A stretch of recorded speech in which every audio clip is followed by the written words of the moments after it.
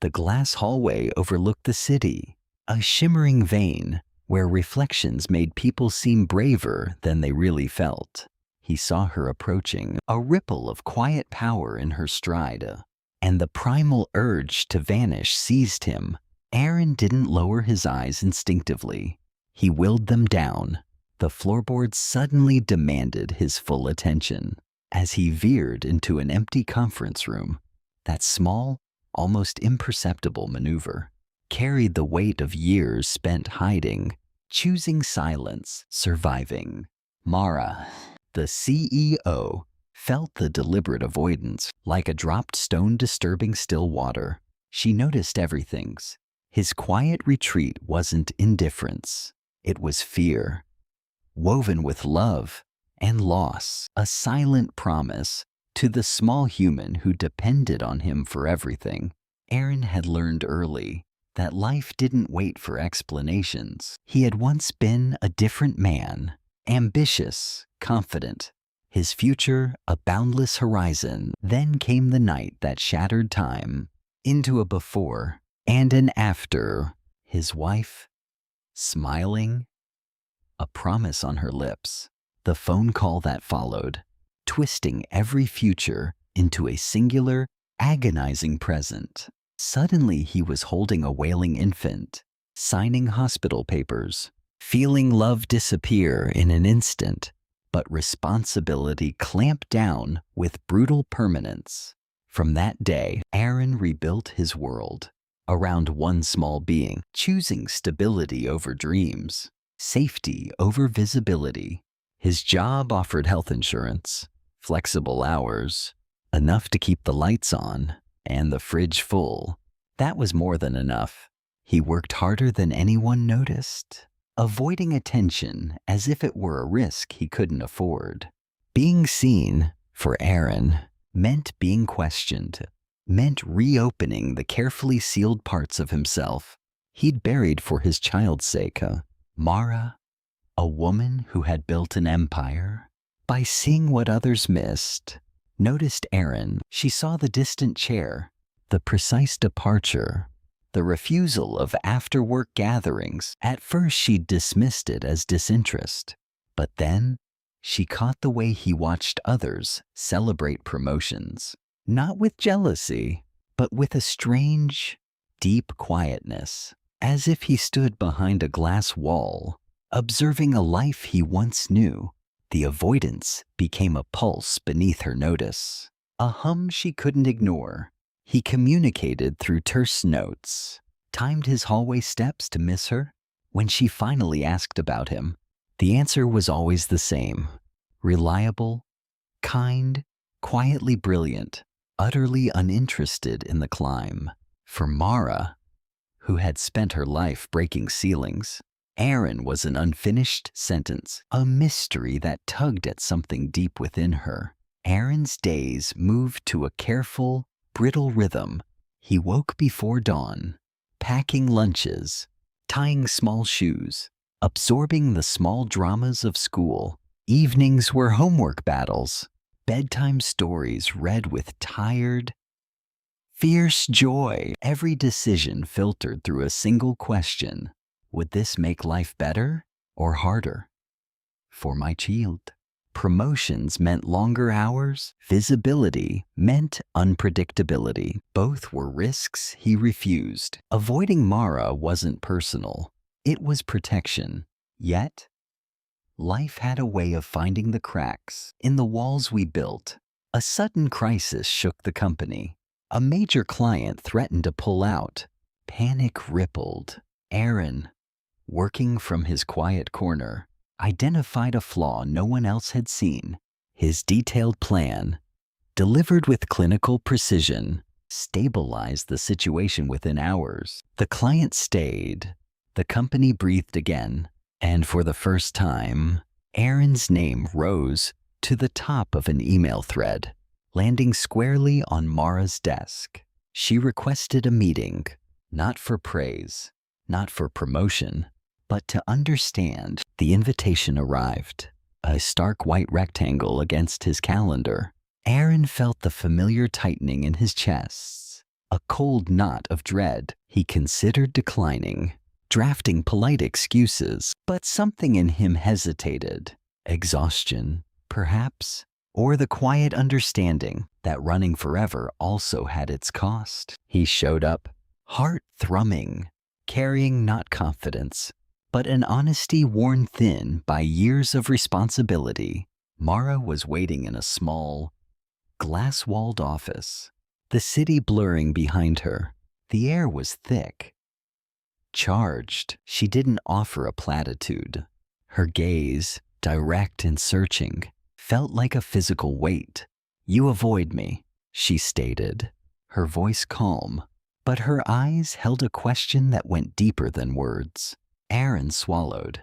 His throat felt dry. He didn't offer a rehearsed answer.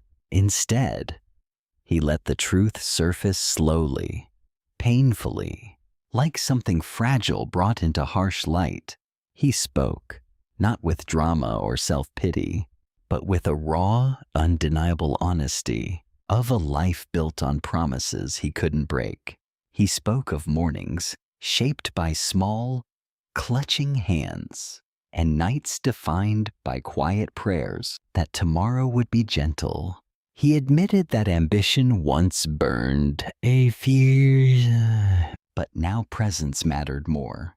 His voice, usually so measured, held a tremor, the loneliness of his choice, the profound physical and emotional deprivation that came with being the sole pillar, hung heavy in the air between them.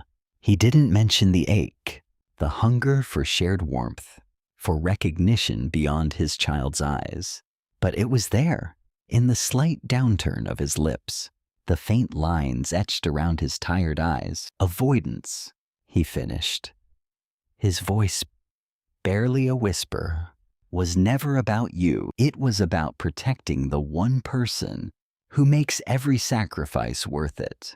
And it was about protecting myself from wanting something I couldn't have. The room shifted as he spoke. Mara listened, not as a CEO, but as a human being, confronted with a truth that tore through the neat categories of quarterly goals and performance metrics. She had built an empire by demanding everything from herself, from everyone. And yet, here was a man who had willingly stepped back from a greatness she knew he possessed to ensure a child never felt alone. It challenged something deep within her, a quiet, almost forgotten loneliness of her own. His admission of wanting something he couldn't have resonated with a startling clarity. From that moment, things began to shift, not dramatically, but with an almost unbearable slowness. Mara didn't push Aaron into the spotlight. Instead, she adjusted the system around him. Flexible leadership paths were introduced. Contributions were recognized. Without demanding sacrifice beyond reason, a culture began to grow where dedication wasn't measured by hours stayed late, but by impact made and integrity shown. Aaron found himself no longer needing to hide because the environment no longer punished his priorities. Yet, the unspoken tension between Mara and Aaron continued to hum, growing thicker, more resonant. One late evening, weeks after their meeting, Aaron was retrieving a crucial document from the secure data room adjacent to Mara's private office. He'd spilled coffee on his shirt earlier, a dark, unsightly stain. A small, curtained alcove used for storage offered a moment of privacy. He slipped behind the thin fabric, pulling his damp shirt over his head. The air in the small space was suddenly warmer, infused with his own body heat. A raw, exposed sensation. Through the thin curtain, he could see the blurred silhouette of Mara in her office, her head bent over papers, the rustle of his shirt, the soft sound of buttons, the subtle shift of skin against fabric felt amplified, intrusive in the quiet space. He became acutely aware of her proximity, the fragility of the fabric separating them, the knowledge of his bare torso, just feet from her, a sudden, almost painful vulnerability. He paused, his breath held, the cotton of his fresh shirt cool against his skin. He could feel her presence, hear the soft scratch of her pen. It was a moment of utter stillness, a dangerous, intimate beat where the barrier felt thinner than air, a membrane that could be pierced by a glance, a sound, a thought. Later that week, they found themselves standing together in a quiet corner of the office, reviewing a complex report. The conversation dwindled, but neither stepped away. The distance between them, once so carefully maintained, now felt charged, shrinking with every shared breath. Mara's eyes, usually so sharp, softened as they met his. They held, dropping only to trace the line of his jaw, the faint stubble. Aaron's own gaze lingered on the pulse point at her throat, the delicate curve of her earlobe. The silence stretched, thick and heavy, punctuated only by the distant hum of the building. Words felt inadequate, dangerous. Their shoulders were almost touching, their bodies subtly adjusted, orienting towards each other. A silent invitation, a profound hesitation. The pressure in the air was immense, urgent, contained beneath the calm surface of professional courtesy. He could almost feel the heat radiating from her. Mara had a particularly brutal board meeting one afternoon. Aaron, working late in a nearby office, heard the door to her private space click shut. With unusual force, a soft, choked sound followed. He hesitated, then pushed her door open a crack. She was sitting at her desk, shoulders shaking, face buried in her hands. The sight was a raw incision into his own carefully constructed world.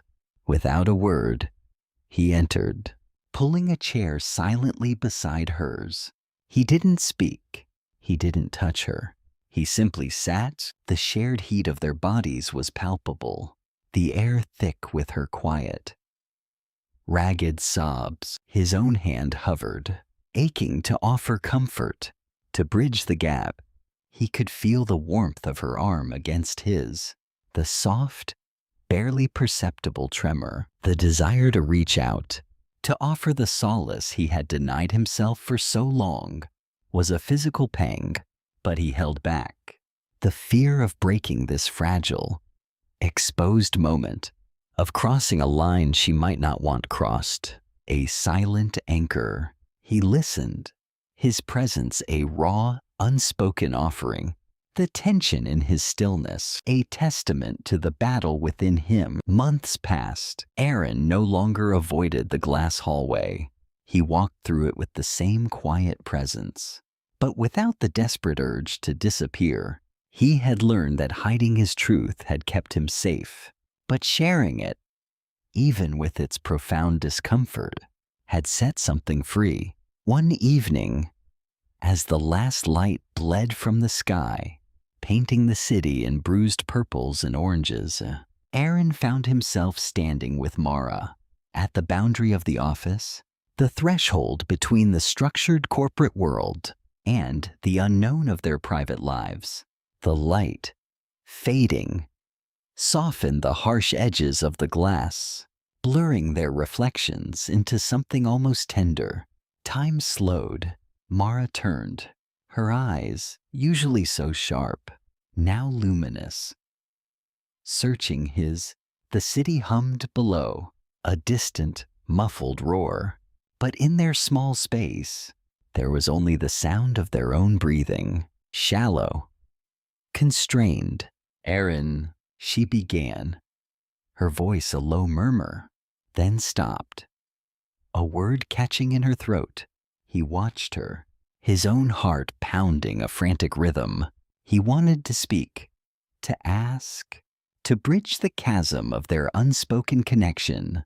His gaze lingered on her lips, then moved to her eyes, which held his with an intensity that promised and threatened everything. The air throbbed with unsaid things. He felt the pull, a physical ache in his chest, the urgent desire to close the distance, to finally surrender to the aching loneliness that had found a strange, dangerous resonance in her. Her hand lifted, a slow, deliberate movement, fingers curling slightly, almost reaching for him, then paused, trembling, before falling back to her side. The gesture was a small, devastating earthquake. He swallowed, his throat tight, the words he needed to say trapped. Behind years of silence, the moment hung, ripe with possibility, heavy with restraint. Neither moved, neither spoke. The ache was not from separation, but from how impossibly close they had come to crossing a line, and had, consciously or unconsciously, chosen not to. Finally, with a soft exhale that felt like a surrender, Mara turned, her back to the fading light. "Good night, Aaron," she said. "I'm going there," her voice thin, barely audible.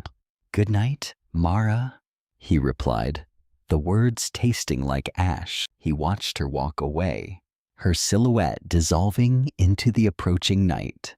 The glass hallway, once a barrier he sought to evade, now felt like a lonely, endless expanse. He stood there for a long time, the fading light chilling his skin, the silence echoing with the clamor of what remained unsaid, the profound and unending pressure of desire and fear locked in a brutal stalemate. He knew then that the bravest thing he could do was not just to let the world see why he lived, but to face the terrifying possibility of living with someone else, even if the cost was everything he had worked so hard to protect. And the ache, he realized, was only just beginning.